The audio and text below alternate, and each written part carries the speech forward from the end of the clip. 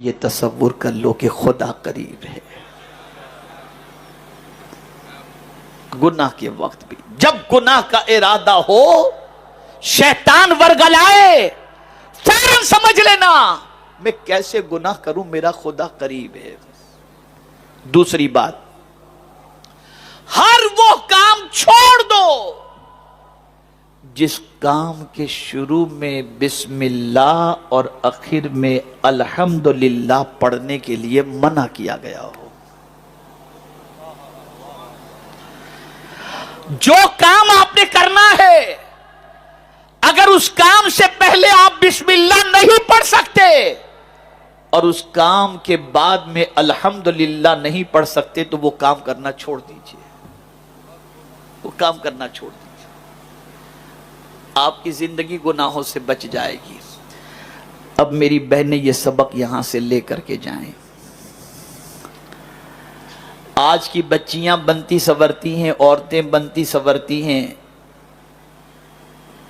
کہ کوئی مجھے پسند کرے، شوہر پسند کرے. یہ ایک سوچ ہوتی ہے میں اچھی طریقے سے رہوں، میرا شوہر مجھے دیکھ کر کے خوش ہو جائے. اچھی چیز ہے، اور شوہر ہی کے لیے بننا سنورنا چاہیے، دوسرے کے لیے تو سنورنا نہیں چاہیے.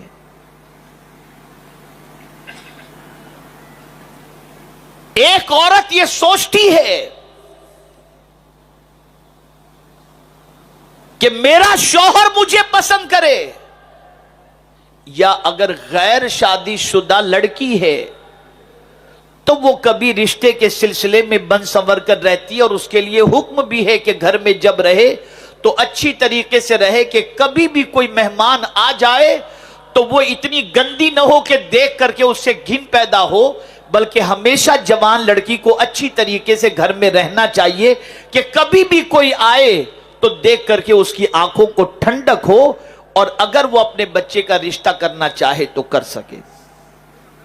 لیکن آج میں آپ کو بتانا چاہوں گا کہ ہم ہر چیز کے بارے میں سوچتے ہیں کہ فلاں کو پسند، فلاں کو پسند، فلاں کو پسند.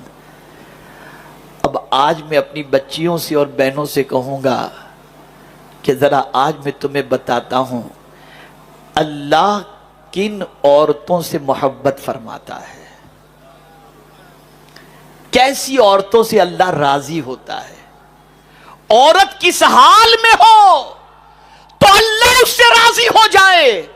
تو فرمایا گیا عورت جب با پردہ ہوتی ہے تو اللہ اس سے راضی ہو جاتا ہے. اس عورت کو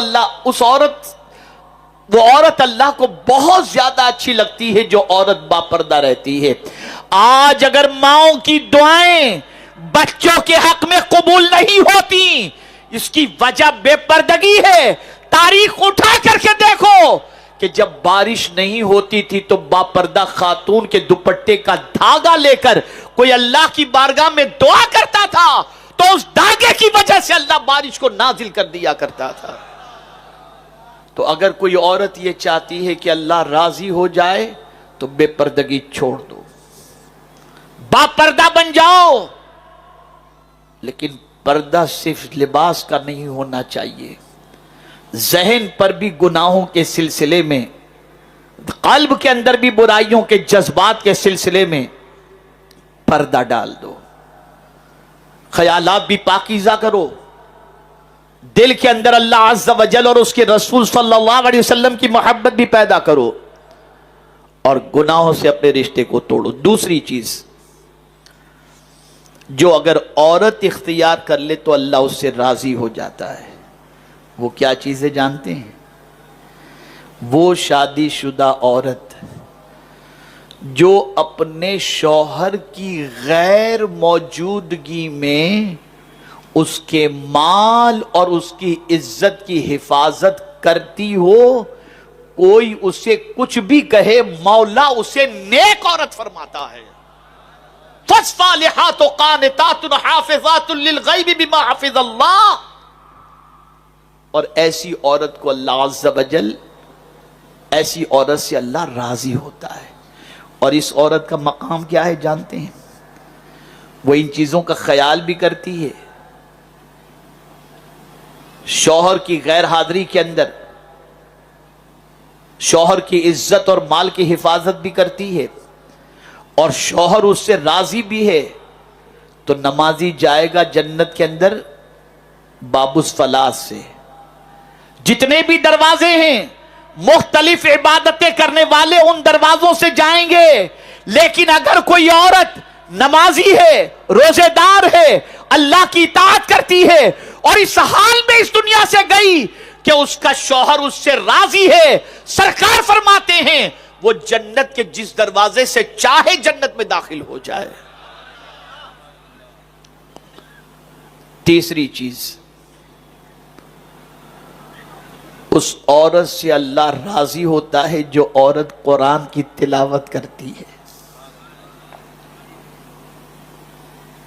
تم سب کو راضی کرنے کی کوشش کرتی ہو، شادیوں کے اندر ڈانڈیا کھیل کر، رقص کر کے، ڈانس کر کے سب کو خوش کرنے کی کوشش کرتے ہو، لیکن کسی کی خوشی تمہیں کچھ فائدہ نہیں پہنچائے گی۔ لیکن اگر اللہ کو تم نے راضی کر لیا تو دنیا بھی سنور جائے گی اور آخرت بھی سنور جائے گی۔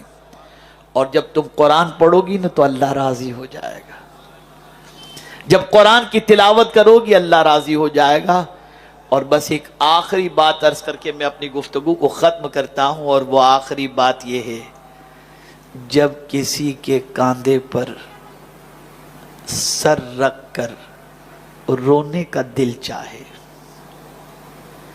جب کسی کے کاندھے پر سر رکھ کر رونے کا دل چاہے تو قرآن اٹھا لو،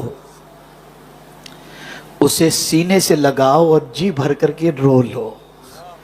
قرآن کو سینے سے لگا کر جی بھر کر کے رو لو، یہ قرآن تمہارے سارے غم کو ہلکا کر دے گا۔ بدلو اپنی سوچ کو۔ یہ اجتماع نہ تحریک کی ناموری کے لیے ہے اور نہ کوئی دھاک بٹھانے کے لیے ہے، یہ اجتماع صرف اس لیے ہے وہ لوگ جو اللہ اور اس کے رسول کی تعلیمات سے دور ہو کر اسراف، فضول خرچی اور بے تحاشا گناہوں میں جو ڈوبے ہوئے ہیں، ان کو وہ سبق یاد دلایا جائے جس سبق کو یاد کرنے کے بعد اور اس سبق پر عمل کرنے کے بعد دنیا بھی سنور جائے اور آخرت بھی سنور جائے۔